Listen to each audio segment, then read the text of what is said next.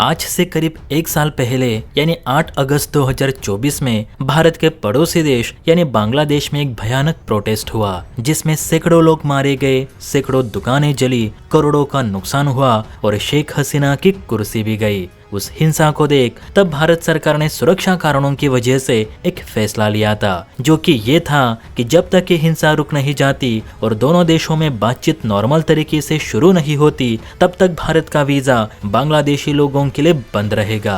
अब हिंसा तो रुक चुकी है। बांग्लादेश में हसीना की सरकार गिरकर यूनुस की सरकार आकर एक साल भी पूरा हो चुका है, लेकिन अभी तक भारत ने बांग्लादेशी लोगों के लिए अपनी वीजा सर्विस शुरू नहीं की, जिस वजह से बांग्लादेशी लोग परेशान हो चुके हैं। अब बांग्लादेशी लोग भारत क्यों आना चाहते हैं जबकि उनकी पसंदीदा सरकार फिलहाल कार्यरत है? तो इसके पीछे की वजह है बांग्लादेश में बढ़ चुकी रोजगारी। देखिए, बांग्लादेश की अर्थव्यवस्था ज्यादातर कपड़ा उद्योग पर ही निर्भर करती है। गारमेंट्स के अलावा ऐसा कोई बड़ा बिजनेस बांग्लादेश में मौजूद नहीं जहां हजारों बांग्लादेशी काम करके अपना पेट भर सके।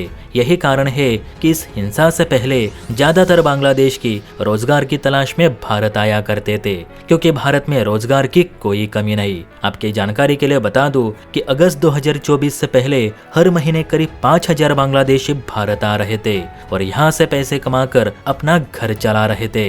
लेकिन हिंसा के बाद भारत ने अपने दरवाजे बांग्लादेशियों के लिए बंद कर दिए। ये दरवाजे खुल भी जाते अगर यूनुस भारत विरोधी रुख ना अपनाते। अब फंड की कमी की वजह से एक एक करके बांग्लादेश की कंपनियों पे ताला लग रहा है, तो खुद यूनुस की अंतरिम सरकार ने भारत से ये मांग की है कि भारत बांग्लादेशी लोगों के लिए अपनी वीजा सर्विस पुनः शुरू करे। देखिए, आपके सामने Bangladeshi news agency Dhaka Tribune का आर्टिकल है और जिसमें बड़े बड़े अक्षरों में लिखा गया है कि भारत सरकार बांग्लादेशी लोगों के लिए इंडियन वीजा सर्विस फिर से शुरू करे, ताकि बांग्लादेश में फिलहाल जो रोजगार की किल्लत पैदा हो चुकी है वो दूर हो सके।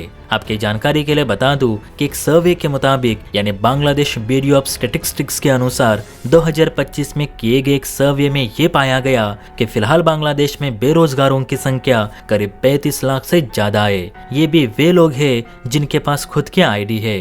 तो सोचिए, जिनके पास आईडी ही नहीं होंगे तो ऐसों को मिलाकर कितने लोग बांग्लादेश में बेरोजगार होंगे। अब देखा जाए तो तख्ता पलट होने के बाद भी एशियाई विकास बैंक और वर्ल्ड बैंक ने मिलकर कुल $1.5 अरब का कर्ज बांग्लादेश के लिए मंजूर कर दिया है, जो कि किश्तों के रूप में यूनुस सरकार को मिलेगा। अब इन पैसों से भी बांग्लादेशी सरकार अपनी कंगाली दूर कर सकती है या नए रोजगारों के अवसरों को पैदा कर सकती है, लेकिन अपनी जनता का पेट भरने के बजाय यूनुस अपनी जेब भरना ज्यादा पसंद कर रहे।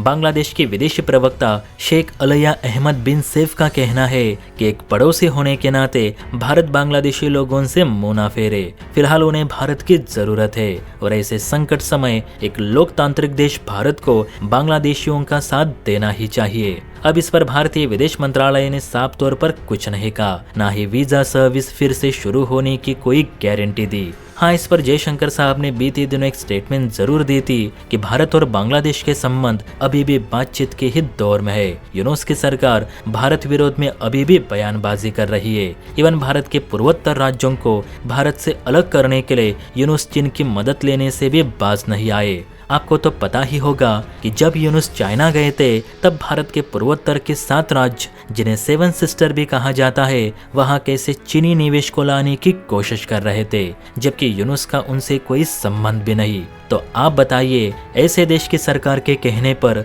क्या हमें बांग्लादेशी लोगों के लिए भारतीय वीजा फिर से शुरू करना चाहिए या कभी नहीं? आपको क्या लगता है? नीचे कमेंट करके ज़रूर बताइए। और हाँ, वीडियो अच्छी लगी हो तो बेल आइकन प्रेस करके चैनल को लाइक एंड सब्सक्राइब ज़रूर करें। जय हिंद।